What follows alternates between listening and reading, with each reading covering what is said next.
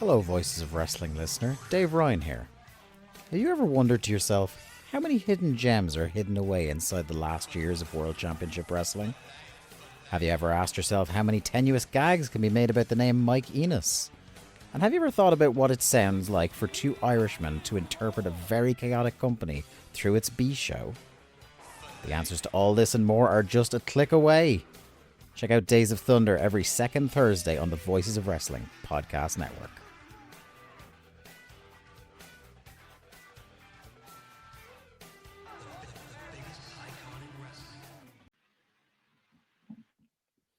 This podcast is a member of the Voices of Wrestling podcasting network. Visit voicesofwrestling.com to hear the rest of our great podcasts, as well as show reviews, columns, opinions, and updates across the world of wrestling.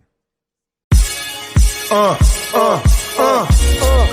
starting to get thick, it's the click, so I hope you watch your A-game. A-man, no rain from the track when we unite and spit. This is an A-game, better bring your A-game. Competition starting to get thick, it's the click, so I hope you watch your A-game. A-man, no rain from the track. Hey now, it's the Mike and JD Show, and I'm your host, Mike Gilbert, and I'm joined as always by JD, by God Oliva. How you doing, JD? I'm okay. Yeah. Little behind the scenes stuff. Just before we started the show, Mike's microphone was like doing this. It was like watching for my 80s kids out there. It was like watching an old episode of Max Headroom. I'm sure anyone under the age of 30 just went, "What are you talking about?" Yeah. Look up Max Headroom. That was a wild incident. That was Chicago TV, right? Well, that was like the fake Max Headroom. Max Headroom was a real show in the 80s. Right. He was the spokesman for New Coke, a reference that I frequently use on this show when talking about AEW. Like the Max Headroom thing in Chicago, like some random dude interrupted the signals of both WGN TV, the superstation in Chicago, and WTTW, our PBS affiliate. Like he interrupted during the news for on WGN and then on Doctor Who for WTPW. So yeah, it was just a dude with a Max Headroom mask acting really weird and bitching about liberals. Yeah. Super surreal, like TV moment. Yeah, so literally a minute before we went on the air, my microphone crapped out on me. So I'm talking into my internal computer mic, so if it sounds a bit different, I apologize. If you guys can't hear me in the chat, let me know and I'll have to adjust and I'll just figure something out. But this is what happens when you're live on YouTube, man. You just got to run with it sometimes. And so, but before we get started, I want to give a shout out to the Patreon. JD has been doing some work on the Patreon this week. I have not done anything on Patreon this week. Picking up your slack, man, which is I funny. know. I'm always slacking. Well, I was gonna do some WWE stuff on Monday, but I just couldn't get to it. In fact, I never ended up watching the NXT show. But I was gonna try to do something with Cousin Joe. We just couldn't get the timing right, and it just wasn't gonna work. And then Monday night I was gonna record. I just couldn't do it. It just was out of the question Monday night. So I get it. But JD, man, killing the town, going strong. It's supposed to chapter 6 today. It's good. It's keeping me on top of writing it. As we do this right now, by the way, when the show officially hits the airway, the podcast waves, I don't know what you call it. When it hits your feed, it'll be the last day for the Gaijin Kickstarter. So this is it. If you have not backed Gaijin yet, please jump in. Book's not going to be available on Amazon for 6 months. This is the best time to get it. If you haven't yet, this is it. My month-long campaign ends. So, I'll plug it one more time before the show ends. But yeah, man, it's killing the town on this Patreon has like really inspired me. It's like keeping me on top of things. Like, it's been good. I think I'm going to start sharing the older chapters to my Substack because I gotta nurture my author network. Is one lesson I've learned from this Kickstarter campaign. Is I kind of let my writer network grow cold a little bit, and I gotta kind of feed that. But this is like, it's a great way to get back at it. To start, it was with you guys on the Patreon, and kind of helped me. I've had some good notes from people who have sent me stuff, which is awesome, and I'm real excited for the direction the story is going to take. If you're reading it, keep up. It's about to get crazy. It's a very personal story for me. I'm very happy with where it's going. Yeah, man, and everybody seems to be pretty happy with it. We've got some pretty good feedback, and so keep it up, man. I'm proud of you. It's good stuff.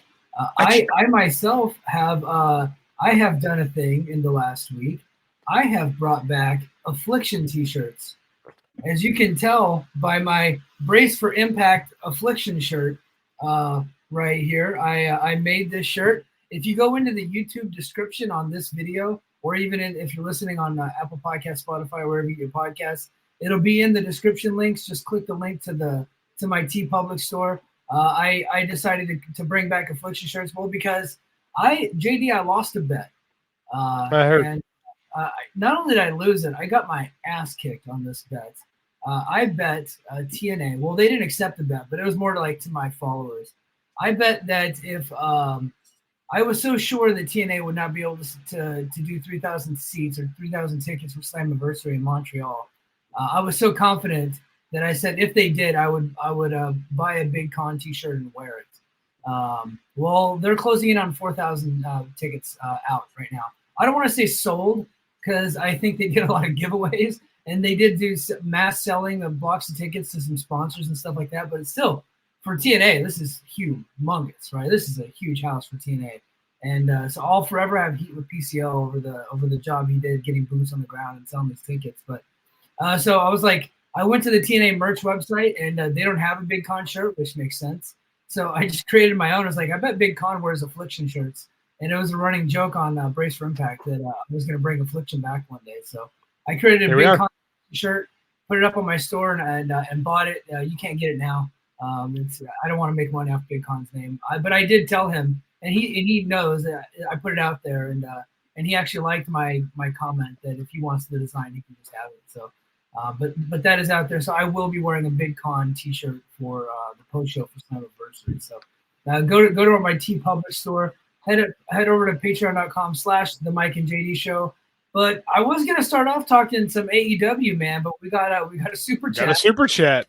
Our number one hater of all things Triple HGH, Last Door Gamer, wants to start off hot today. So we're gonna go ahead and get to him. And as always, if you guys want to just stop us dead in our tracks and screw up our format, you're more than welcome to lay down a super chat. We'll take it. Last Door Gamer said Triple H took a shot at AEW pay-per-view length, acted like it wasn't intentional, then proceeds to bury some of their own pay-per-views. What a marble mouth. Yeah. He's not very good at these press conferences, but I don't know that he was too bad on this one. I was listening to our bosses, Joe and Rich, on the flagship today. They had an early flagship. Usually they run the same day that we do. So they're a day ahead of us this week. Joe put it best, or was it Rich? I forget who. He's not corporately trained. Like he doesn't, which is kind of a breath of fresh air a little bit. I don't hate on the guy for not being corporately trained because sometimes you get some realistic answers out of him. Like he's a tremendous asshole. And like he says stuff like that. It gives you a window into the man's soul. And like, it's so funny to me that people slam, like that is the new Legential thing, is they're slamming the length of pay-per-views because making you pay $50 and giving you more content for the money you've paid is somehow a bad thing. And again, people listen to us aren't going to disagree with me. I wish some WWE geek would show up in the chat right now. Be like, no, man, I get $5 a month so I can get 5 matches and it's the best. So whatever. I mean, like, I like that that when I pay money for a show, $50, that I'm going to get a bunch of matches. Like I didn't have a problem. People are like, oh my God, these shows are so long. I'm like, oh my God, I don't know about you. I'm pretty cheap. Like if I'm going to spend money on a product, I kind of want to make sure I get my money's worth. And like $10 a match is a lot for me, man. That seems like a lot. Yeah. So like, I know it's a better vibe for me personally. And Triple H is I don't know. He's aiding and abetting a rapist and making jokes about it on his TV shows. So, I mean, I don't really go to him for any moral quandaries. No. And me personally, I wish AEW shows were a bit shorter, but that's because I try to watch the full thing so that way I can do a podcast afterward. And I'm only thinking of myself, and I personally am not paying for these things. So I'm just like, I personally would like them to be shorter, but I understand why they're longer because they're charging $50. They want to make sure that you're getting more than your money's worth. So of course they're going to charge. Of course they're going to try to go above and beyond to give you everything. Why but I'll be honest. When WWE was doing those 6 and 7 hour shows, which is what, and we got a guest coming on. We'll bring him on in a second. When WWE was doing those 6 and 7 hour shows under the Vince regime a couple years ago, I was disgusted with those things. I did not want those to be long, but that's just because they were really bad. But because I didn't have a podcast, I was like, I'll just I'll just skip it. I won't watch all of it, or I'll just fast forward through and see what I want to see, which is kind of what I do right now for WWE anyway. So I got a text today from Joe Ziegler. He of Betamax Memories coming soon to the Mike and Yes. Julie Patreon. Yes, He sir. went and saw Horizon today, the new Kevin Costner movie. I haven't seen it yet. I'm one of the vast majority of Americans who haven't seen this movie. His critique was long, boring, couldn't stay for the last 20 minutes. And this is a man that I have seen many a bad movie with. So for him to get up, and also one of the laziest people I know, for him to get up and leave a movie theater really says something about how just because it's longer doesn't mean it's better. Like, dude, I love Forbidden Door. I thought every match on that was a freaking banger. And we do have a guest. He's joining us right now. So we'll kind of, I gave him the format. We'll work him in. I'm going to prep this. This is a guy from the comic world. About a decade plus ago, I read a comic and it was about a detective with a brain tumor solving a crime and trying to figure out what's real and what he's kind of imagining. And it was one of the most innovative, creative books I've ever read. And I loved it passionately. And this is a guy I followed on Twitter for a long time who has recently made his way into the wrestling space. And like I said, a big fan of his work, big fan of what he's doing now in wrestling. And I want to welcome onto the Mike and JD show. And that's Joshua Hale Fialkoff, man. Click the button on StreamYard, add him in. There you go. Hey, man.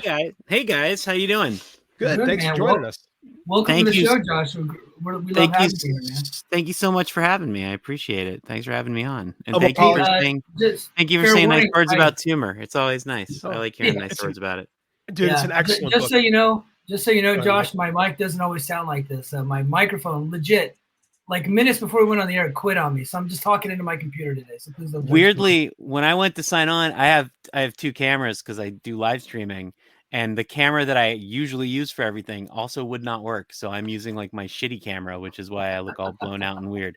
So we're doing good. We're doing good together. Dude, that's how it goes, man. Like shit hits the fan and you just have to kind of wipe it off your face and you just keep moving forward. You just fight. on. That's how it works. That's how it works. Fighting. Well, thanks, dude. Thanks for joining us. Why don't you tell us a little bit about kind of what you're starting in the wrestling space right now and kind of what got you there? Yeah, it's weird. It's still weird because it's still relatively new. So I'll tell you guys the true story instead of the story that I tell while I'm making videos. The true story of it is, I don't know if you guys know this, but the entire entertainment industry has completely caved in 100%. It's really sort of amazing. And as I've watched the entire entertainment industry cave in from top to bottom, I've been working for the past 20 years in comics, in video games, in animation, and predominantly as a television writer. And, you know, as things have been sort of just falling to pieces all around me, the thing that I've really found the most solace in as I've watched it all burn has been professional wrestling. You know, I watched it as a little kid.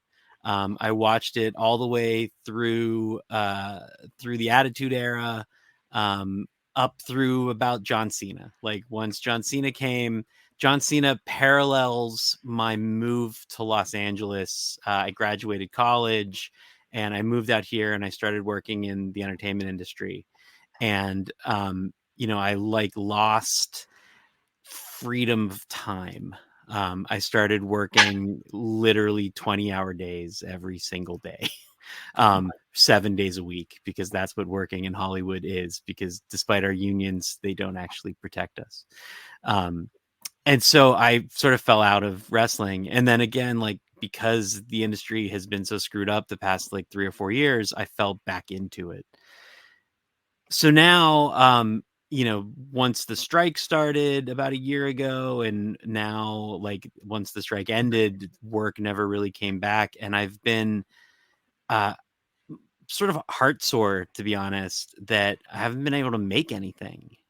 And I sort of like started thinking to myself, like, what is the like practical application of all of this knowledge that I have about the entertainment industry and all the things that I'm passionate about?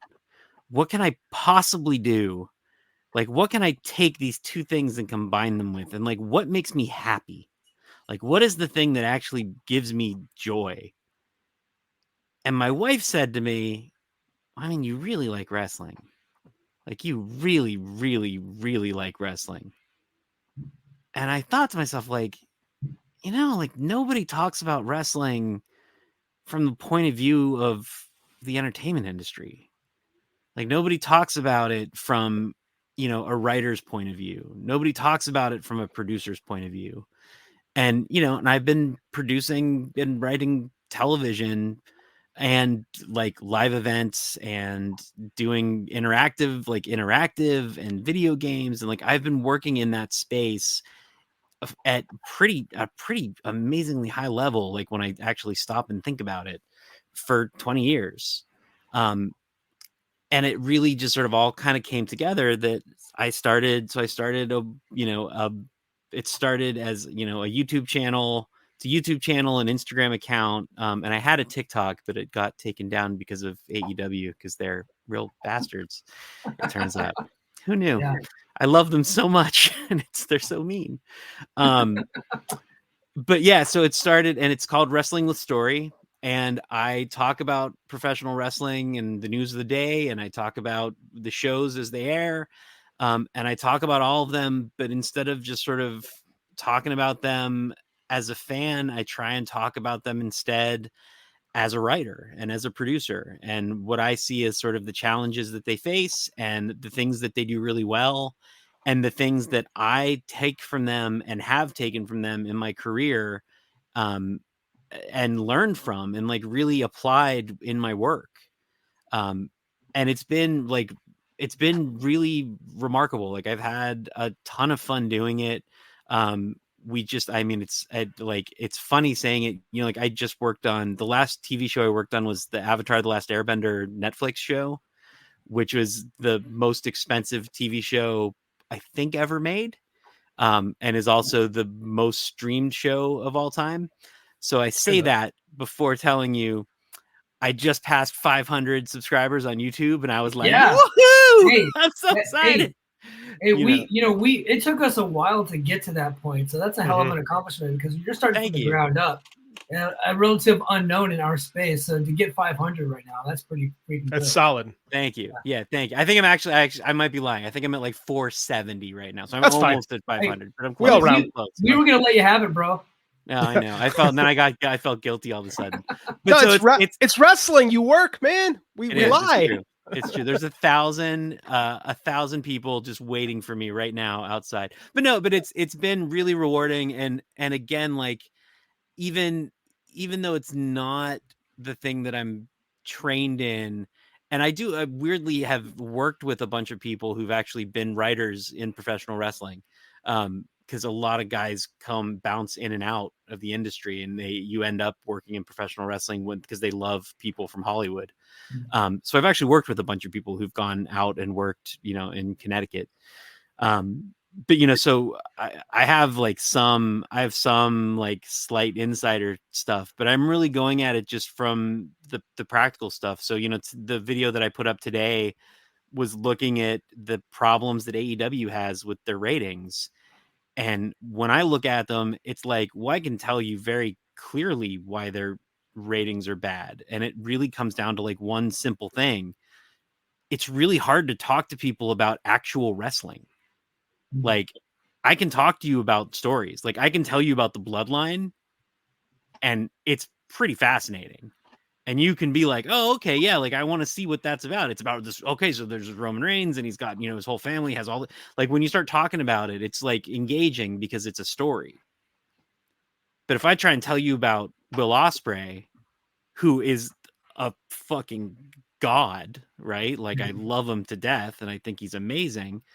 But like, how do you explain Will Ospreay to somebody in a way that compels them to be like, well, I am going to go sit down now and watch this for a long period of time, who's not already a wrestling fan, who is already watching AEW, right? Like, that's a thing that, like, I don't think personally, like, I've never seen people talk about that as the problem, but I really do think like that is the core of the problem.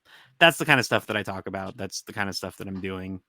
Yeah, that's me. That was a way longer answer. No, than that's I cool. wanted. That's really good. That was a really good intro, which is cool because we are voices of wrestling guys, right? So we come from the smarkiest of the smarks, right? Like Right. that's our fan base. That's who we are.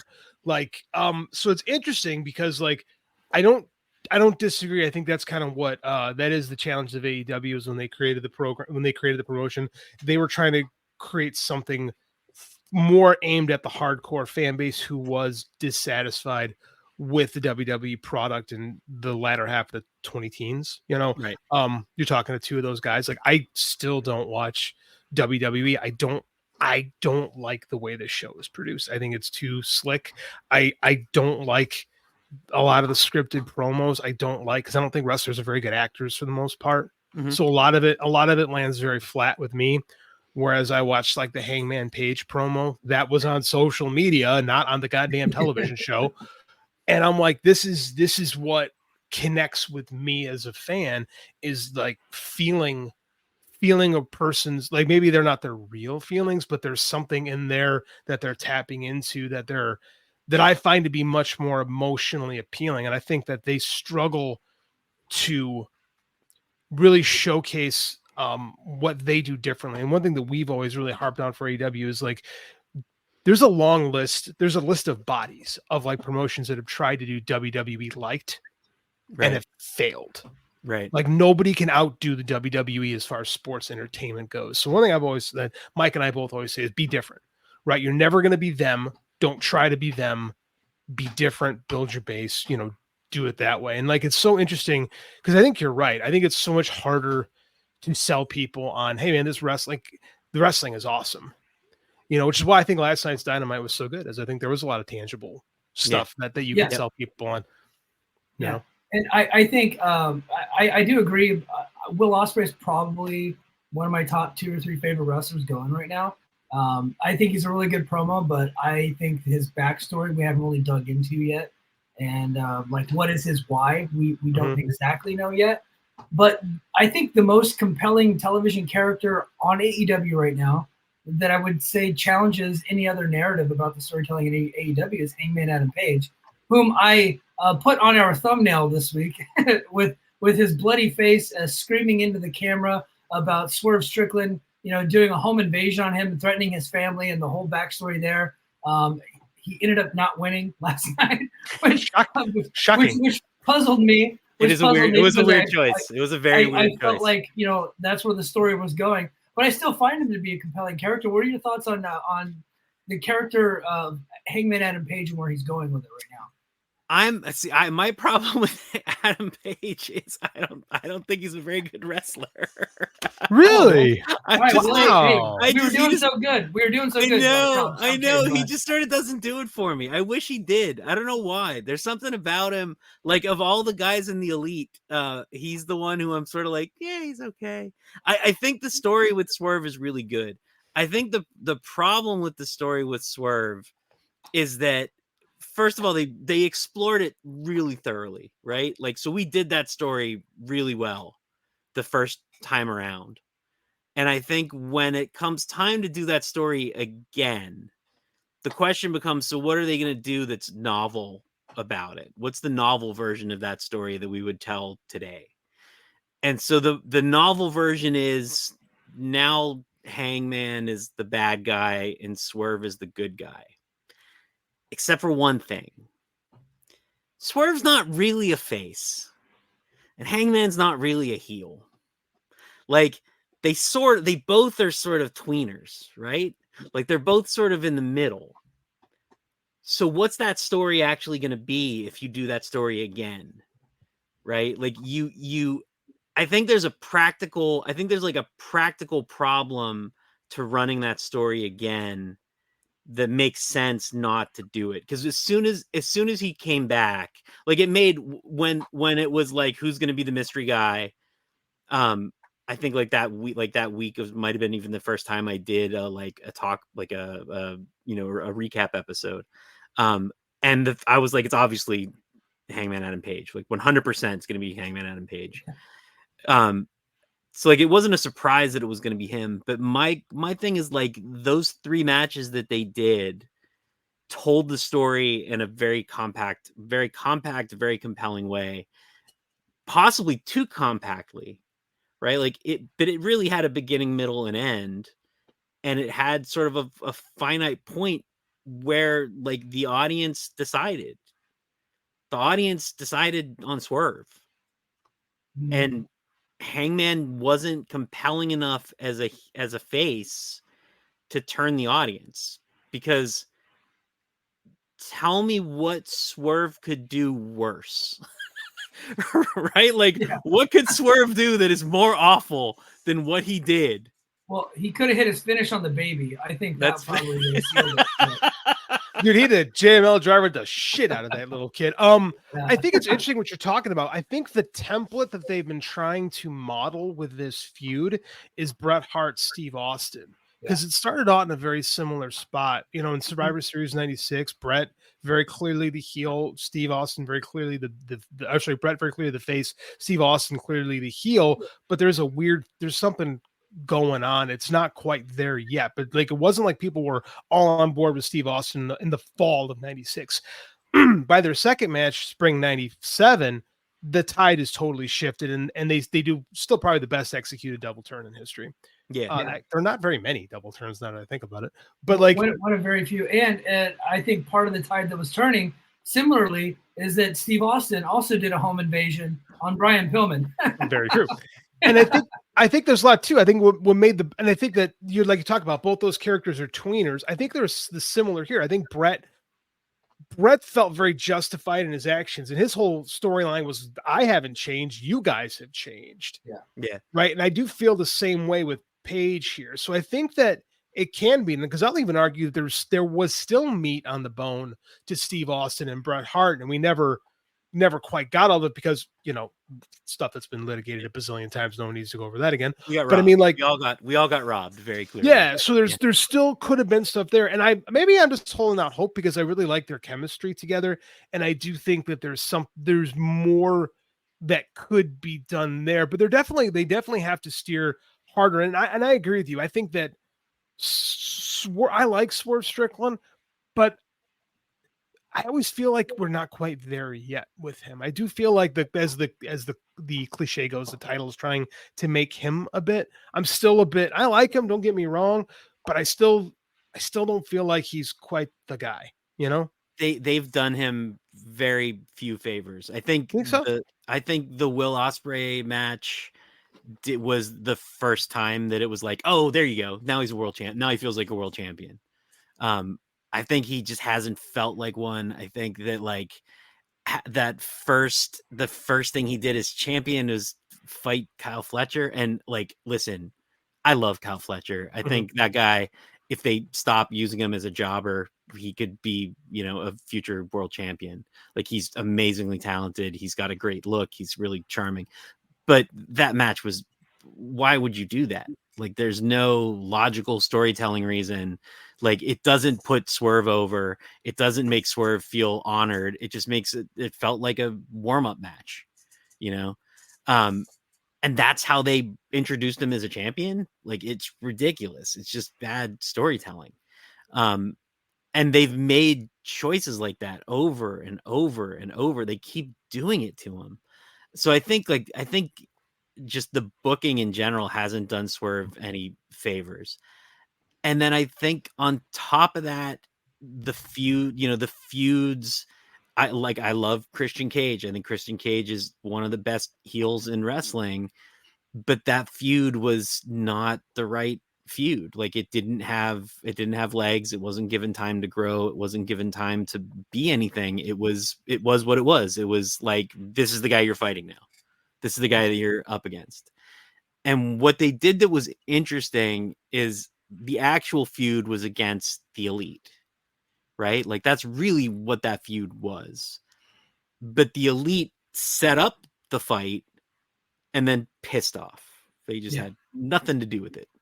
And it's like, no, but that's the story. Like, that needs to be the story. That's actually where the conflict is. And then the fact that Christian Cage was just a one-off bad guy doesn't matter. because you're making it about, we're manipulating this. You're not who we want to be in here, and we're going to ruin it for you. That, and I think they're getting there. I think they're starting to, like, that's going to become the story ultimately.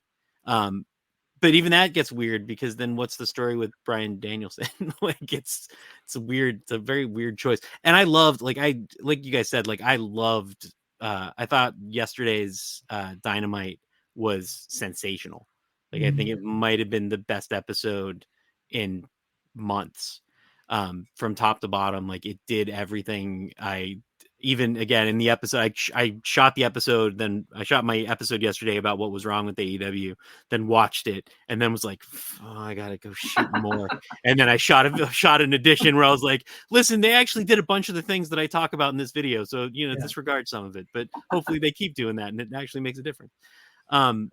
Because so much, like, it did so much of that stuff right. And I think it did it in a way that, like, to your point of it not feeling like WWE, I think they got the good stuff that WWE does. And I think they did it in a really smart way. But like, and for me, when I look at what they're doing in a much broader sense, and this has been the other weird part, maybe it's not weird. I suppose I should expect it, but the story that, like, most works for me that they're doing, that I hope that they understand is, like, their best. I genuinely think their best storytelling is the Toni Storm stuff. Oh yeah. I think, and the only reason why I'm hesitant about it is the reaction whenever I post anything about it online is, like, uniformly negative. I think a lot of that has to do with the fact that it's so polarizing. Like, in our circles, right? In the smart community circles, we'll call them, people are very against it because it's like specifically our bosses at Voices of Wrestling hate it because it's so sports entertainment until last night.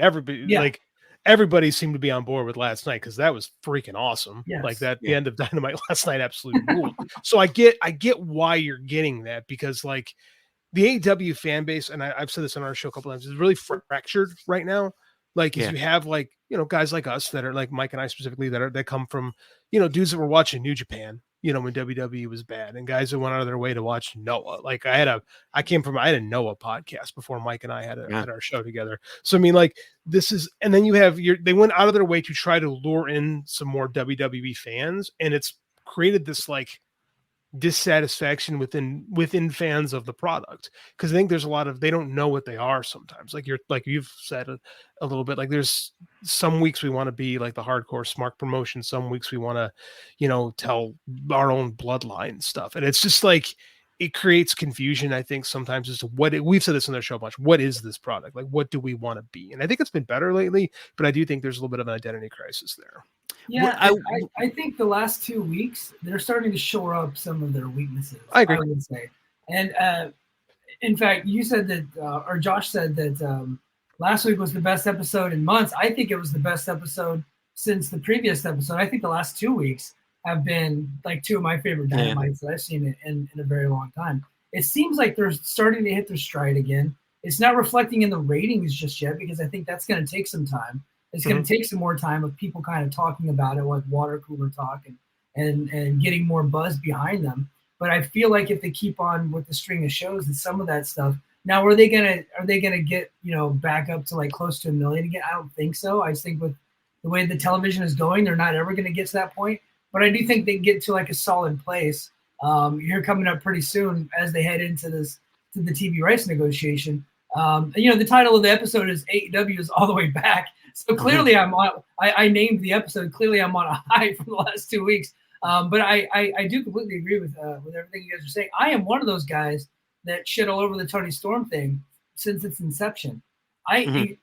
So much so I shit on the Mariah May thing from its inception. I hated it 3 weeks ago, but last night they won me over. I can change. People can change, like Rocky Balboa said, Rocky IV. So I love it, man. And I think you're right. I think you're right now, Josh. I'm on your side with this Toni Storm thing.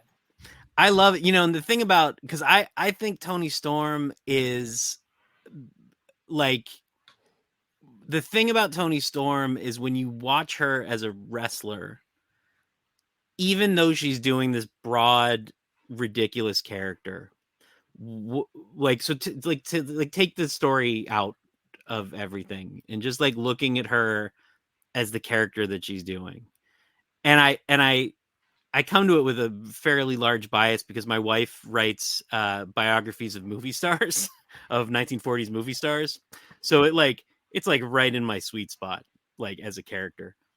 But beyond that, the thing about Toni Storm is, out of everybody on the roster, every match that she has, the way that she tells stories in those matches, like when she's fighting a local, right? When it's just a like ridiculous filler match on Rampage, she makes the opponent feel like they matter. Like she makes every match have that. And I think that comes from Japan.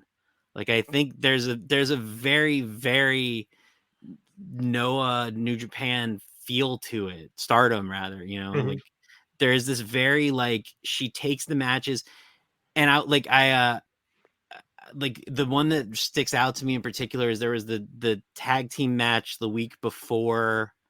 I think it was like the week before Forbidden Door. And it was Tony and Mariah versus like Lady Frost and who was it? Somebody like another Ring of Honor somebody. And it's a match that like if it was anybody else, it would just be a total blowout. And instead it was like maybe she's gonna lose. Like it actually feels like there's a chance she might lose this. How is that possible? Because she actually tells a story and she actually sells for her opponents. And I think like that's just, it's rare. It's just something that you don't see. So like I genuinely love her. So I love her because she does both sides. Like she plays the sports entertainment side by doing that broad character. And she does that broad character really well. And again, I use my wife as the barometer for a lot of this stuff. Like my wife adores her to death, just absolutely adores her. But at the same time, she puts on banger matches. Like her matches are really good. I think she's one of the best female wrestlers at AEW. I think she really does. Oh, for sure. Consistently puts on just the best matches over and over and over and over again. So I think like aside from the story stuff, like that always gets me a lot of slack for her. But the stuff with Mina, like it's an actual, like the stuff they did with Mina was like an actual moving emotional story for me. Like it really genuinely was like, this is like a complicated, I think it's more complicated than anything. Like I think it's more textured, especially considering she's a cartoon character. Like that Toni is essentially just a broad cartoon character. I think that story was more complicated, had more detail work, and had more like emotional content than anything the WWE has done in years. Like it really, really like, I mean, even comparing it to the Liv Morgan stuff that they're doing right now, which I think is really fun and pretty sophisticated. Like the Toni Storm stuff blows it out of the water. And that's without even getting into the fact that it's, you know, queer, which doing a queer storyline on a wrestling show, which again is the other part of like where the hate comes from that I saw just from posts, like 50% of it is because it's gay, you know? So like the fact that they're doing all that stuff, I think is like, that's the stuff where I'm like, come on, I'm rooting for AEW to succeed because it takes balls to do stuff like that. And for how progressive and how much everybody loves Triple H, like that's not a story that they're going to do at the WWE, you know, not everybody. So what I really liked about this, and I think this is what worked, is that she's been such a cartoon character at first, because Toni Storm's always been really good. And I think she's had a very interesting character arc since coming into this company, right? The whole thing with the Outcast, I think it's all kind of helped shape this actual character, right? And it was so over the top at first, and they pulled back a lot of the really over the, because remember, she used to wrestle as black and white, and she was just wrestling as the character. Like, she was not doing a lot of her cool wrestling stuff for a long time when establishing this new character. Now we've slowly kind of worked real Toni Storm back in while establishing this new character, which, as we all agree, was a super cartoon, which the juxtaposition of last night's ultra violence, like Mariah May went Magnum TA on her and she was jamming that shoe into her head, which I also appreciate. They've been saying, watch out for the shoe for 6 months. And then she hit her with the shoe. I'm like, holy shit. Way to deliver. She didn't watch out for the shoe. Perfect. That's awesome. I can't say enough good things, but I think the ridiculousness played so well to when Toni Storm bled. Like, I mean, Moxley's at home going, man, that's a good gusher she got there. Like, this is why that works so well. Because, like, again, like Bryan bled last night. It's like, oh, Bryan bleeds all the time. And I love it. Don't get me wrong. I love blood in wrestling. But seeing Toni do it was like a tad grotesque. And like, it really like surprised me that they went so hardcore with it. Like, Mariah was whipping her with a championship belt. I don't think I can't remember the last time. I can't remember time off the top of my head that somebody was whipping somebody with a title belt. Like, it was so, the stark violence just stood in such complete juxtaposition to everything else they've done, which in my mind just sealed the freaking deal. Like, I'm all in on this. This is like is so much better than I realized. But again, when you go back and look at everything they've done, they stuck the landing on this. Now, of course, we got a lot more work to go from here, but what a moment. Yeah, it was fantastic. And I like what Joshua brought up, where he was talking about the gay aspect of the storyline pissed a lot of people off and probably offended some fragile egos. Well, the blood on Toni Storm last night offended some fragile white people, specifically males of a demographic. They took to Twitter. They were pretty upset that she was bleeding. And I want to tell all you guys, go fuck yourselves. That was awesome. I agree. I think that story is great. One of the things that was perplexing to me, and I'm not saying that I don't like it, because I can't not like something that Bryan Danielson does, but in the lead up to the finale of the Owen Hart tournament last night, I think he talked to Sports Illustrated. So he's not like talking to some rando like podcast, Mike and JD show bullshit. He's talking like big wigs out there. And said that he has basically, like, he doesn't think that he deserves the title, really didn't have a whole lot of interest in the title, was pretty apathetic to the whole deal. And so I'm like, okay, well, it would make sense for Hangman to win here, because Hangman wants it really bad. They have the feud. The reason why, he cut that beautiful promo on Monday with the blood all over his face, like this is perfect. And then turns out it was just a big swerve, and Bryan Danielson's going to be heading to All In, like we assumed originally that he's going to do to face Swerve. What do you guys think about this? And do you put the title on Danielson at this point? Go ahead, Josh. I mean, it sure seems like you put the belt on him, doesn't it? Like the end of All In, it's going to be the last match, dramatically speaking, right? Like, so if you think about it from like what makes it, like, what's the biggest moment?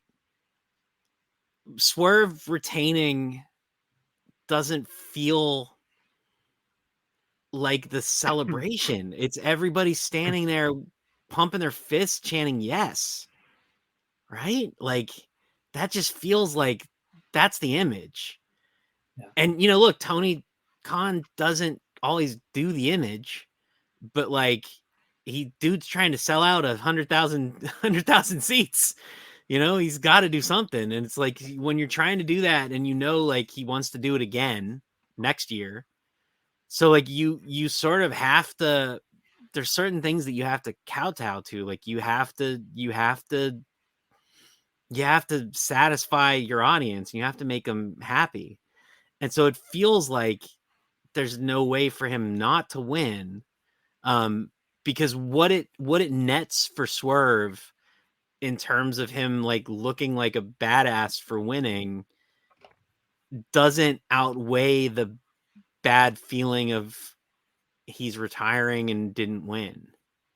I mean, maybe it's like him getting his retirement, like that he's retiring is enough that people will be all excited, but it like Rocky losing at the end of Rocky only works because it's not that he lost, it's that he survived.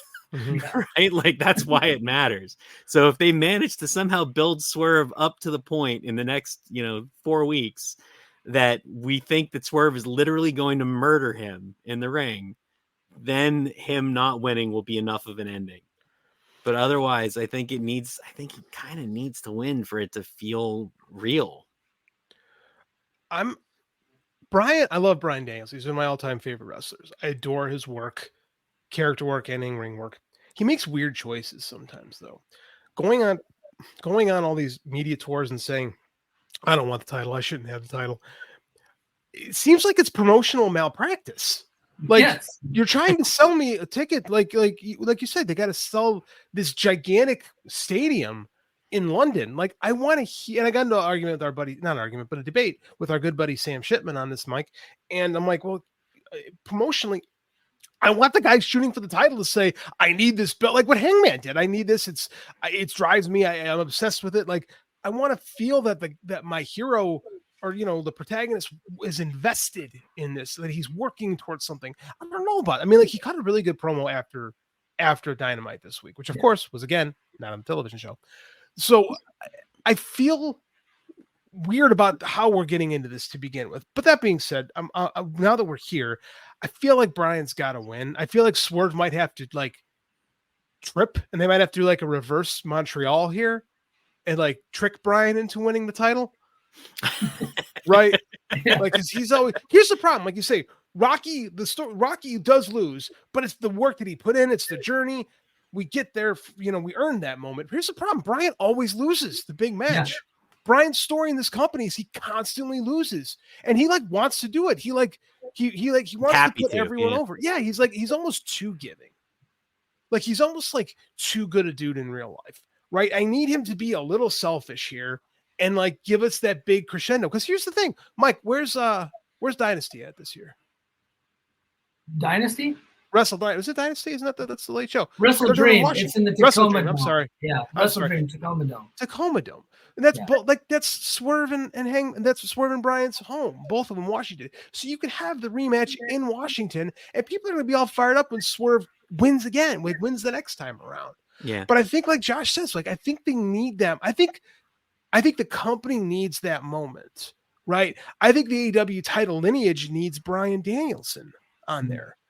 I think we all kind of, and it's not a knock against Swerve, but I think that if Swerve loses and then beats Bryan, I think that helps solidify him more than anything else. Again, I have my inner Dave Meltzer, itching away at me saying this promotional malpractice to have Bryan say, no, I really don't want the title. And then why the hell am I watching the show? If you don't want to watch the damn title, if you don't want to win to be the champion, what's the point? So I think we as fans, I think the promotion, I think everybody needs it, even if Bryan doesn't think it's the best idea. I think Swerve just needs to fall down and pull him on top and do a fast count. Do whatever it takes, put that belt on. Yeah, do a reverse Montreal. Hold on, we got a super chat from my Glass Door Gamer. Said TK, as an ECW, I think he said as an ECW fan, is going to Terry Funk, ECW Danielson. So basically, I love force the title on Bryan Danielson, because Terry Funk, the ECW title was worthless until Terry Funk held the belt, right? 100%. And then he legitimized the title, and then that became a third tier, but it became a big title at that point because it had Terry Funk's name on it. When we looked at the brackets, we were looking at it, and Bryan Danielson was the first name that we thought should win, and we said this exact same scenario, that he should go in all in, should get the Wembley Stadium, get the victory, and then flip it back to Swerve. Now we said all this, flip back to Swerve at the Tacoma Dome. We said all this before Forbidden Door. I think Forbidden Door was Swerve's coming out party. He was great. More so than winning the title from Samoa Joe, because I felt like that was a cold title win. I completely 100% agree with Josh about the Christian Cage feud. While it ended up being a good feud, I didn't find it to be important. I didn't think that it needed to happen. They didn't tell us it was important. I wasn't dying to see it. But you have two really good performers in Christian Cage, an all-time performer. They somehow made it interesting at the end, but they didn't make it important. I felt the Ospreay match was important. They were the two biggest stars on the show at Forbidden Door by far. And he came away, and I thought he was a made man. I think I'm at the point now with all the stuff that Danielson has said that he doesn't really want the title. I don't know that you take it off Swerve just yet. I think you just keep plugging away at it and you give him the victory to go over an all-time legend like Bryan Danielson. So this isn't a brace for debate thing, because arm can be twisted a little bit on this one to go lean towards Danielson, but I think right now you put a gun to my head, I say keep it on Swerve for right now. Oh, difference of opinion. I like it. We haven't done that in a while. Yeah, I do wonder if some of it, because Danielson is he's so into kayfabe and going around, like how he manipulates the media. Like, I wonder how much of it is him trying to set expectations that he is gonna lose. I think you're right. Right. So that he can win. So that when he wins, it's actually has A surprise. So it feels like a surprise because everyone's not expecting it. Because I think everyone is expecting him to win, and it's like I have to try and give some illusion of of surprise. Hey, but I don't want to be surprised. I want the thing to happen. You know, I think it kind of worked this week though, because I don't think any of us expected Paige to lose. Like I was at Chicago, I was in the stadium last week in Chicago. Right, I posted a video, Mike and JD Show Patreon. Me and my little buddy hanging out at Dynamite last week. So when Paige showed up and beat the ever living shit out of Jeff Jarrett, loved it. I thought for sure we're gonna get that. We're gonna get Swerve and Hangman in London. So I was surprised. I mean, I think Mike and I both figured, oh, we didn't see this coming. Probably should have, right? Because we did. We talked about it on the show. So I think maybe Josh, you got a good point there. Maybe this is like the reverse work, if you will. Like, I can't win. I shouldn't be the champ. Kind of what Punk was doing, but Punk even him talking about retiring, it's the same thing, right? Like if he just keeps saying like, well, I'm going to retire anyways, and I'm going to be done. This is it for me. And like, how could I be a champion? I'm retiring. It's like, well, yeah, you're going to retire as you're going to become the champion. You're going to have a championship run. And then you get to have the like retirement match, essentially. It's like, because this isn't a retirement match. If he was going to retire, if he was going to be retired, I think they would make it a retirement match. That's the money, that's where the money is. I agree with you. And I'm going to quote I'm going to give you my favorite Bryan Danielson quote right now. Lying is fun. Yeah. Yeah. Yeah. I just felt like this lie missed the mark. I think it made me lose a little bit interest in his journey by him saying that. Now, the fact of the matter is he is one of the most amazing performers I've ever seen. So they immediately got me back into it. Like the guy's gigging himself. And Jeff Jarrett was amazing in that match, by the way, sliding to Danielson's head and then sliding away to around the corner to block the camera so when Danielson could run the razor across his head. I thought that was brilliant. Yes, I noticed, but I've also been watching for 35 years, so I can notice stuff like that. I thought he was brilliant. All right, next topic. I actually have a whole slate of topics, and we've been focusing on all the AEW stuff. I think the biggest story of the week so far, or at least the biggest story as of yesterday anyway, is the fact that WWE signed Stephanie Vaquer, CMLL star. I thought she was the standout performer in all of Forbidden Door, to be honest. I thought she came out of there like, hey, like this is the hottest star right now that is probably going to land on the American scene. And sure enough, AEW and WWE were both after her, and WWE won out. What do you guys think about Stephanie Vaquer going to WWE? Josh, you go first. I mean, I know there was speculation online that she saw, and that, from everybody who hates AEW, there's speculation that she saw how AEW is run and decided like, I'm going to go to the other place. But I think it's hard. I think it's hard to turn WWE down right now. I mean, it's just like the place is printing money. They're like, they have a system in place to train you and get you going. They have a track record of like just taking and making excellence out of people. And I think they offered her so much money. Like, I don't know how you say no to it. I don't know that they're going to do her right, but it's also like AEW's overloaded with talent right now, with female talent in particular. So like, I don't know where you put her in the lineup to actually give her room to do anything. Cause I feel like their women's division doesn't get, for how great it is, doesn't get as much time as it probably should. It's getting better, but yeah, it is getting better. But like, there's not as much time. Like Willow should be on TV every week for a substantial amount of time for how over she is. and how good she is on the mic and all that stuff. And she's not. Like, it's weird. It's a weird choice. So like if somebody who's that good on the mic and that charismatic and that over doesn't get time, it's like, well, somebody who English is her second language, you're running a risk, you know. Whereas at least in WWE, she's going to get trained to their style because that's how they're designed. So it feels like it's just the way to go. It's like the safer bet, especially because she's older, right? Like she's been doing this for 31. a while. Yes, I mean she's not 20. So it's like you take the surefire money that's going to get you going. Like I look at it, I think it's like as I get older, it's like you take the safe bet because you never know how long you're going to be doing this before it all just caves in. A lot of people realize that if they go get that WWE money, that WWE fame, when they eventually fire you, you're going to make good money on the indies with your WWE money and WWE fame. JD, you had something. Go ahead. Well, it didn't hurt Mystico. Like he came back to CMLL just fine after his failed WWE run. I get where this whole thing is coming from. I think that she's always wanted to go to WWE. That's the end goal. I get why she's there. I think it makes sense. I hope they don't sand her edges down too much because she's really good. The first time I got to see her was when she worked at New Japan show in Chicago.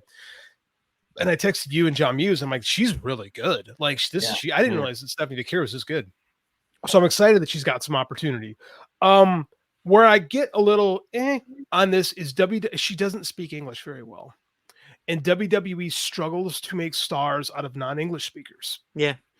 And that's where I'm kind of like, that being said, I don't know if AEW is the right route. Either AEW would have, if she's with AEW, she would have been still doing stuff in CMLL. And I don't know. It seems like that relationship had kind of reached its end. A lot of that is, her personal stuff. And I know people saying, she probably wouldn't want to go to AEW because Roosh is friends with her boyfriend. I'm like, well, who's Roosh's brother? Like Dragon Lee's right there in WWE. I'm sure not a whole lot of difference. So 50-50. I just, if her plan is to go into NXT and just beat the shit out of all those gymnasts, okay, now I'm on board. That's going to look cool because she's got such a different, unique style that I hope they don't take away, because sometimes they do this. Like I point back at Kenta. Like Hideo Itami was not cool.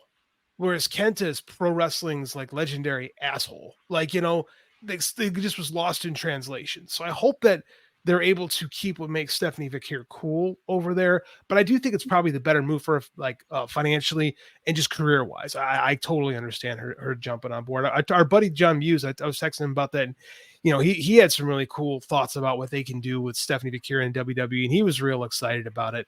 And I had to poo-poo on that, be like, man, they struggle getting foreigners over. Remember when Nakamura signed, we're all like, oh my God, this is the guy, perennial Hall of Fame, like perennial main eventer. This guy, this is a can't miss. And he's been fine. Yeah. And Andrade is the speed champion. So he gets to wrestle 3 minutes a week on Twitter.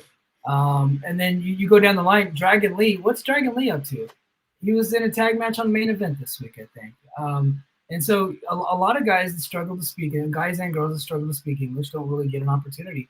Now, if she buckles down and works on the English, I think that she absolutely has everything. She's tailor-made for WWE.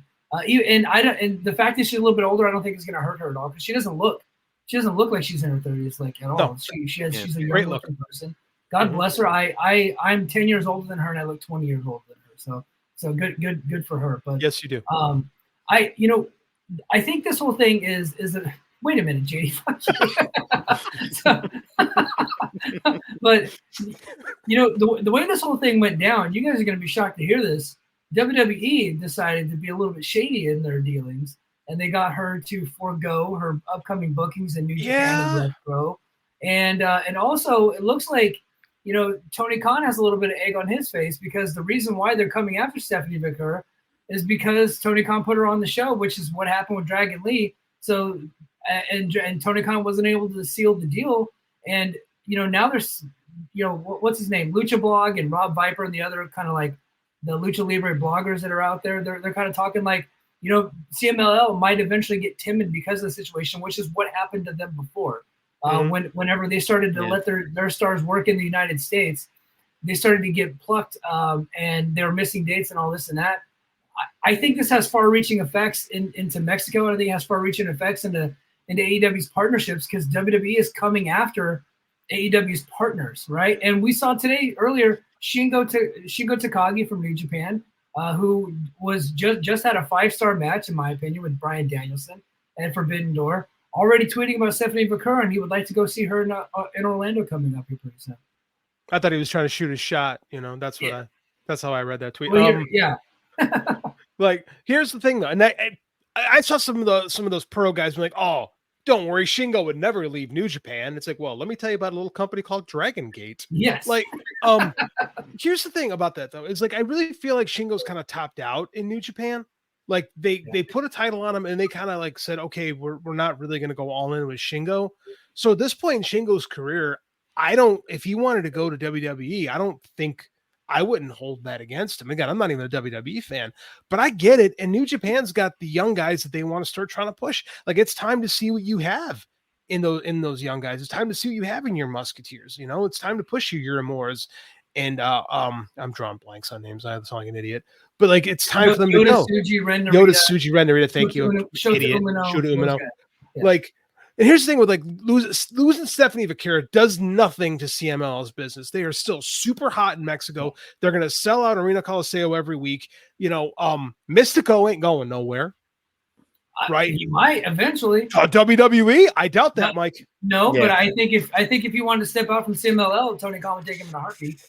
Yeah, I agree. Yeah, but I mean, that's the thing is, if like we saw with New Japan, Tony goes with Tony Khan, he can go back and work CMLL whenever they need him. Yeah, like that's the thing. And again, he's in his late 30s. He might even be 40 at this point. So I would, yeah, okay. So I would get if that were to happen. But I mean, like, and this is why you it's better to have some type of a partnership than no type of partnership when you lose guys. Yeah. So I get it. I wish I loved. They started doing with like Nakamura. They started doing it, and they've been doing it with Io Sky a bit. Like I have no problem with and actually like the subtitling. Like I think they me too. It's just do it. Just get it over with. Like people, we live, especially, and I would guess part of why they signed her in the first place and why they went after her so hard.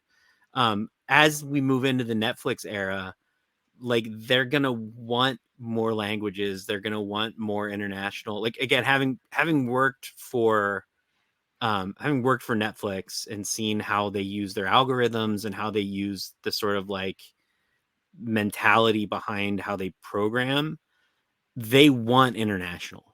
Like they want to have as many cultures represented as humanly possible, because what they have is they have data that shows them how successful that is. And what they've found and what they see is that having people speak different languages is not the handicap that it used to be. Yeah. And I think that the reason why you don't see it, I almost guarantee you, is Universal telling them, yeah, we don't like that. Don't do that. Please don't do that. It bothers us. Like that's pushback from Fox and pushback from USA that they're not going to get from Netflix. So like, and I'm fascinated.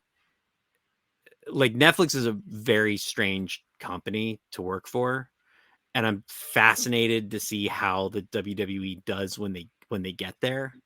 And the decisions that they're making now are all about like 100% about fitting into Netflix and fitting into Netflix culture. The story I always tell is, when I was working for them, is you get a report that tells you what your oh God, what's the word that they use? It's it's essentially like it's market research, but it's market research generated by the algorithm, right? So it's not like they've interviewed people. They just use the algorithm to decide stuff. And what they told us was like, this is the show that your show is most like. And these are the things that show does incredibly well. And these are the things we would like you to emulate of that show. Man. And then they said, this is the show that your show has the risk of being most like that we want you to be that we want you to be different from. And these are the ways we want you to be different from it. I don't want to say what the show is, but it was the same show for both cases. Oh, wow. That's weird. And it was the same things that they wanted us to both emulate and not emulate. And we were like, how do you do that? They're like, what do you mean? We're like, well, you said, you want it to be like this kind of story that does this, this, and this, but you also told us specifically not to do this, this, and this. And they're like, well, look, that we're just reporting the data to you. You guys have to interpret it. And it's sort of like, so for a company like WWE that is very data driven and is because of like, they're used to doing it because of merch, right? Yeah. Like they're used to looking at how merch drives things, and they're like, merch is number one, and then audience reaction is number two. Like those are the two things that help them determine how they're making big decisions about what they're doing and who they're focusing on. And, like there's always the stuff with John Cena, right? Like everybody was booing John Cena, but they didn't give a shit because that guy was selling t-shirts and that's all they cared about. Right. So now imagine what that's like when they have micro data that's telling them to the second when people are pausing, rewinding, when they're watching stuff over and over, and they can see it in like absolute minutia to the second what the reactions are like. WWE is going to be wild. Like what happens to it is going to be insane. Yeah, and I'm curious, I'm curious what happens and how they handle it, and like how much free hand they actually get, and like whether Triple H chows down on it or whether he fights, just sort of trusts himself, like, because they seem like, it feels now like they're even more sort of data driven than they ever were before. Like, look, I mean, the Cody stuff would never have happened under Vince, right? Like we would have had Rock versus Roman for WrestleMania. Like there's no world where they would have ever listened to people. So I'm fascinated to see what happens in that world when things just start wildly switching. And again, like I genuinely think that the hires that you're seeing and how they're doing stuff, even the TNA stuff, like what happens with Joe Hendry, like they're going to pay. Yeah, I'm good. See, look at me do it. They're going to pay a fortune for that guy. Yeah, because not just because he's awesome, but they're going to pay a fortune for him because he has the favorables. He has the data behind him, and the data is more important than anything else to a company like Netflix. Like that's what they care about. Well, I'm glad you brought that up because we're going to transition to it. Oh, sorry, JD, we're all out of time. No, I was getting ready to take my victory lap. No, I'm just kidding. I'll set you up, JD. Don't worry about it. NXTNA, their partnership has strengthened quite a bit. In fact, Joe Hendry in the main event, and they were teasing him throughout the show. Everybody knew Joe Hendry was going to be in that main event. NXT actually outperformed AEW in the demo this week, which is pretty wild. By a fraction of a point, but they still beat them. So credit where it's due. They were able to get them in the demo rating this week. And I think Joe Hendry and I think the TNA relationship is a part of that, because I think Joe Hendry right now is one of the most up and coming over guys in professional wrestling.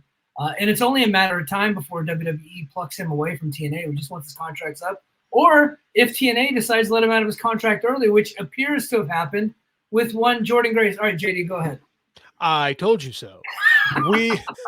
We speculated. We talked about this months ago now.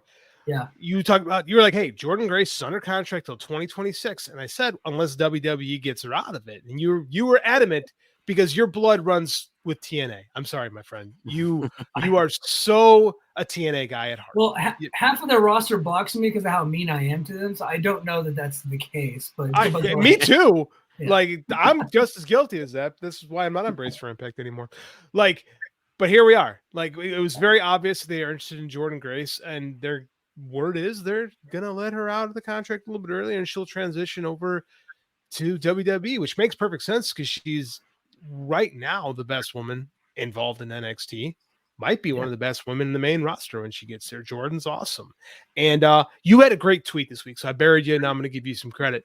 When you said that, no problem. When you said that TNA is more over in NXT than it is in TNA. Yeah.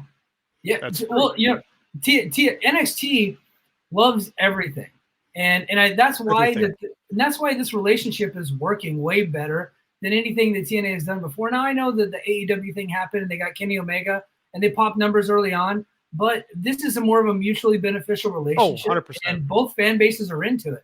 The AEW TNA thing, when they were together, like AEW wanted nothing to do with TNA, and TNA fans had a ton of resentment for AEW accomplishing stuff that TNA was never able to accomplish. So they just didn't click. And also, Tony Khan didn't help matters much when he came onto the air on TNA's television show and completely buried them week after week. And then the TNA never got the payoff, which I blame Scott D'Amore. That's Scott D'Amore's fault. He got cuckolded in his own promotion. That's his fault. I don't blame Tony Khan there. But the fan bases didn't jive. AEW snubbed their nose. They were looking down at TNA all the time. Well, that's not happening with this NXT thing. So NXT fans are really excited about TNA coming over to NXT. And anytime a TNA star comes onto that program, the TNA chants are extremely loud. Now, WWE cheats a little bit. Not every person in the audience during NXT is an actual fan. They're wrestlers training, right? And they're being told what to say. And I get the feeling they might be piping a little bit of crowd noise, but it sounds pretty awesome, and they do a great job.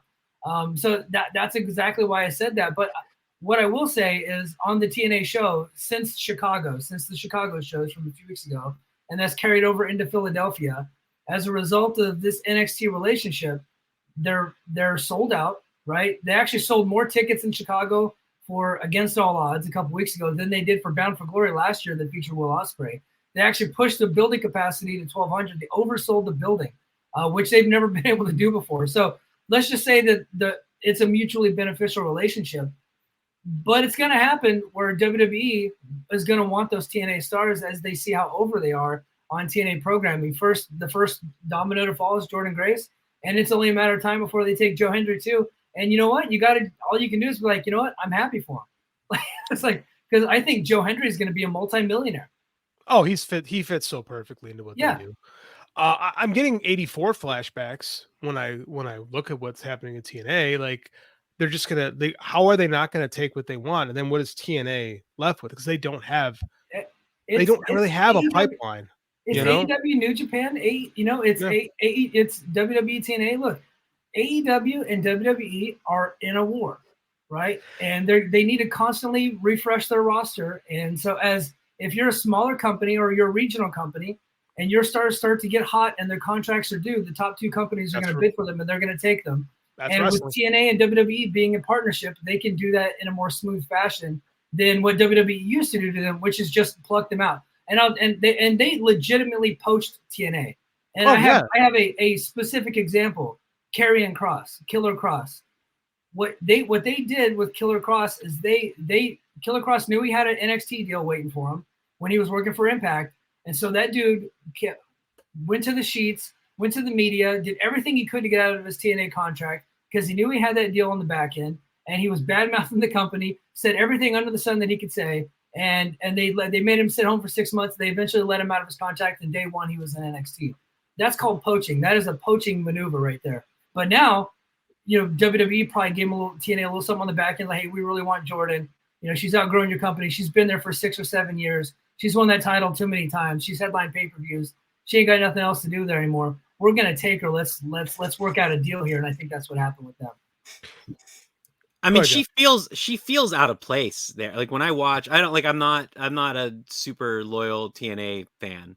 Like TNA is in my like dead zone of fandom, almost entirely. Like I just missed it. Like it existed during the window when I didn't watch, so I don't know it. But I've been watching it the past few months, and I feel like she feels out of place. Like she feels like a WWE superstar. She's a Ferrari in a trailer park right now. Yeah. And so it sort of makes sense that she's going to go. And I think like Joe Hendry, it's funny to watch Joe Hendry between the two shows. The production value of NXT makes him look like the superstar that he is. And you see it, and it's like, what I wish, and again, this is the producer in me watching it, is like what TNA, if TNA was smart, what they would be taking out of this deal is not the talent, right? Because they're not getting the A-list talent from NXT, right? They're just sort of getting whoever's kind of around. They got they're getting the no quarter catch crew, which is decent enough talent, but they're not big names. Right. What they should be taking is the production know-how. Yeah. Because those TV, like NXT, for being made in essentially the same space, right? Like they're being made in rooms that are the same size. They're being made on roughly the same budget. It's probably maybe a little bit more, but technically it's probably a little bit less because it's a standing set, so they don't have to build it every time. But like they're essentially putting on the same shows, right? Like they're putting on virtually the same shows, but the quality of the show, just the actual physical production of an AEW of a WWE NXT show is so slick and so good and looks like a show. I just rely on my wife for everything. Like we were watching it tonight, and my wife was like, "What is wrong? Like what looks wrong with the show?" And all I can say is like, "Well, it's TNA. Like this is what TNA looks. This is what TNA looks like." Yeah, TNA is in the ECW arena tonight, and it was a packed house. I think the video production. I'll be honest. If you watched the show 3 months ago, you would say that the show this week looked way better than it did 3 months ago because it does. They fired their director Dave Sahadi. They sent his ass to MLW. They hired a new director, and like they're actually white balancing the cameras. The audio. That's what I was going to say. Are we white balancing finally? Yeah. They are. They're color correcting. And the video is clear. And some of the movie shots that they're doing backstage look way better than they did 3 months ago. So they have made some improvements. And my buddy BQ, who does the TNA podcast, said they need to work really hard to look more like NXT and less like MLW. And they're inching their way to that. NXT has the advantage. They got WWE right behind them, but they also is that they're on a soundstage essentially there on the PC, which is what TNA is trying to get to later this year with the rumored move to Full Sail University. Now, I would be remiss if I didn't hit my bit. Nobody comments on my hairline. Hold on. Oh, here we go. All right. Now I got my tinfoil hat on, gentlemen, and I wanted JD. I got my tinfoil hat on. I have a conspiracy, and you guys are gonna want to hear this. I think this whole WWE TNA thing, because they put over Joe Hendry huge last night. I have never seen WWE, even when they worked with ECW in the past, they never put a smaller company star in the main event of their television show and had him get the victory and put him in a position to look more like a star than their top star on that show. Joe Hendry came off like a bigger star than Trick Williams on Trick Williams' own show, right? He absolutely did, and he got the pin over the legendary Shawn Spears. All right, okay. But he got the pin over Shawn Spears. I think WWE is trying to build up TNA to try to take away from AEW's audience. I absolutely think that's happening. There's no reason for them to try to build up TNA the way that they're doing, to put over their stars the way they're doing. I know they're eventually going to take over. They're going to take Joe Hendry. I don't think they're taking Trey Miguel and Zach Wentz, who were also on the show last night. I don't think they're taking those guys. They already had Zach Wentz at one point, and they fired him. And I think there's more stars coming from TNA. They're being announced from TNA. They're promoting TNA. I think this is a big game to try to take away from AEW. I'll play ball with you a little bit. I would work. Are you trying to have a serious conversation with me wearing this hat? Is that gonna? Hold on. I'm committed to this freaking gimmick. We are all in here. I've been wanting to do this for a long time, by the way. I'm very proud of you. We've been workshopping that for a long time, and it actually came off pretty good. I would be on board with you if TNA had an audience that was remarkable, that was remotely close to AEW's. Like, you're getting the TNA fans, and dude, believe me, this show when it started was called Brace for Impact. It was a TNA Impact podcast. That's how we started out. Taylor Wilde, get the T-shirt now. You get the T-shirt now. The Taylor Wilde famously broke me when she was playing with tarot cards on the ring apron, and I lost my mind on this podcast a couple years back. So we converted to what they are now. So if TNA had an audience, TNA's got a bigger audience now with NXT than it ever has. And it's not, they're not picking off AEW fans. They're adding TNA fans, which we know are remarkably loyal. Yeah. Right? Remarkably loyal fans. Adding, they're just getting more WWE fans interested. This is their answer to a Forbidden Door situation. Right. And it does make wrestling more interesting, quite frankly. Yeah. But I don't think working with TNA necessarily hurts their fan, but it hurts AEW at all. Mainly because AEW fans hate TNA and still do the LOL TNA thing. Yeah, they do. I mean, no. So look, I got two things. Well, first of all, like AXS, just because they're on AXS, that hurts the theory on the one hand, right? Because that thing, I mean, who has like, it? Yeah, I have a lot of cable in this house. There's a lot of cable, different versions of cable, different streaming services, and I do not have AXS. Like I had to get their streaming service. I will point out their streaming service is put out by Endeavor. There you go. Bingo. I was going to bring that up. It Thank does you. own TKO. Yeah. Which is that is very suspicious. I don't know. Like it is like weirdly philanthropic of WWE. Not like them.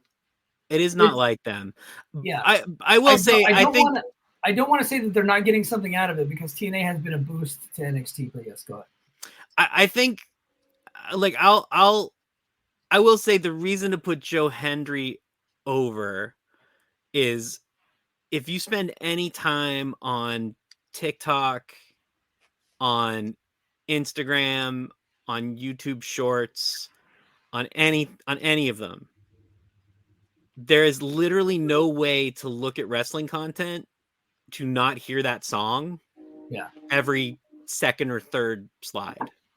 Like he is the most over thing in the world. Like forget the Wyatt Six, right? Like who cares? Everybody has that song. It's like one of the most popular. It's one of the most popular backgrounds on TikTok. Like it's everywhere. So like it makes sense to put him over because those clips are going to go mega viral more than anything with Trick ever will. Yeah. Like, and Trick is great. I think Trick is real talented. But like the thing with him and I don't know if you saw, there was the clip of him and Trick where Trick goes to give him a fist bump and he goes to shake his hand. Yeah. Delightful. But like, I guarantee you more people saw that than anything Trick has ever done in his entire life because Joe Hendry's in it. So like the service of that is worth putting him over. And like getting that guy to fly from Scotland to come do one night and be like, and we'll put you over. It's like, well, all right. It seems like I'll do it. I'm in. So like, I think there's so much value. I think he brings specifically and like way more like Jordan Grace. I think they genuinely just like they see her and they're like, oh, it's like China 2.0 or possibly 3.0. Like she's junior China essentially, right? Like they see her look, they see like what they can do with her.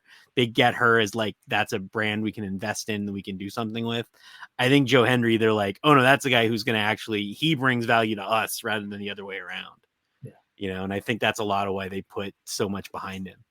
Well, I think, Joe Hendry, he has such a huge social media following. His song with number one at one point in different parts of the world. I think in like the UK, it was like number one for a little bit, like worldwide was number 6.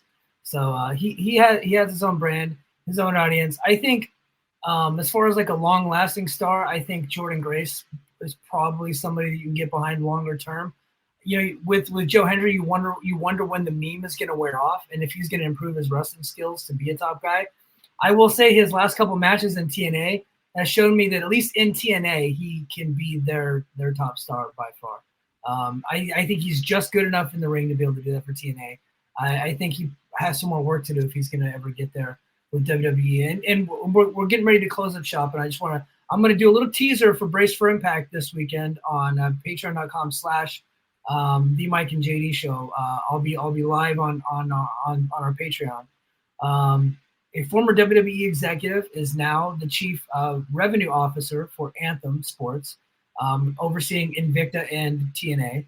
And they just got Invicta a new television deal with CBS Sports Network, kind of a smaller channel still, but bigger than Access. I have it here, and I didn't know I had it, but I have it now. And he was on a podcast earlier this week, and he said that he's actively working on getting TNA a new television deal to increase their distribution, because that has been one of the big barriers for them. I think the biggest barrier has been their production quality, but obviously being on Access is not doing them any favors. So if they can upgrade the production, upgrade the television at the same time, they could do some damage. Could they do Dynamite ratings? Not a fucking chance, but they can do some pretty good stuff. So, and that's okay. Yeah, and that's okay. Like, people were hitting me up saying, "Hey, if they get on CBS, could they beat Dynamite?" I'm like, well, A, they're not going to get on CBS, but B, anybody could beat Dynamite if they're on CBS, but they're not going to get on CBS. But I think they could probably upgrade their channel that they're on, and WWE won't be a barrier to that. They're not going to actively sabotage it the way that they did it to MLW, because they just lost money in that lawsuit. So, in fact, they may even be more helpful now that they're already in business with them, with TNA Plus, with Endeavor leading TNA Plus. But hey, guys, we went way over, so we're gonna call it a night. Josh, I want you to get your plugs out here, man, and let us know where everybody can watch your show. You can go. I put out stuff like 3 times a week. Plus, I'm doing like podcasty review things at Wrestling with Story at YouTube, and Wrestling with Story on Instagram. I put out shorts and like little cut up versions of it. And then you can follow me on Twitter at Josh Fialkov. Awesome. Well, hey guys, that is going to do it for us this week. Thank you so much, chat. I love you guys. I am sorry that I did not get to your chats tonight, but we are way over. It's way past JD's bedtime. Josh, are you on the West Coast or the East Coast? I'm on the West Coast. This is like nice and early for me. I still I'm in a whole Hawaii, night in front of me. I'm in Hawaii, so it's like 7 right now. So I'm wide awake. But I'm a teacher in the summer, man. I'm fine. We're good. Okay. All right, but hey, everybody go to patreon.com/the Mike and JD Show. Make sure give us a thumbs up. Make sure you're a subscriber, and as always, go and check out our friend Josh. And that's going to do it for us this week. And until next week, mahalo.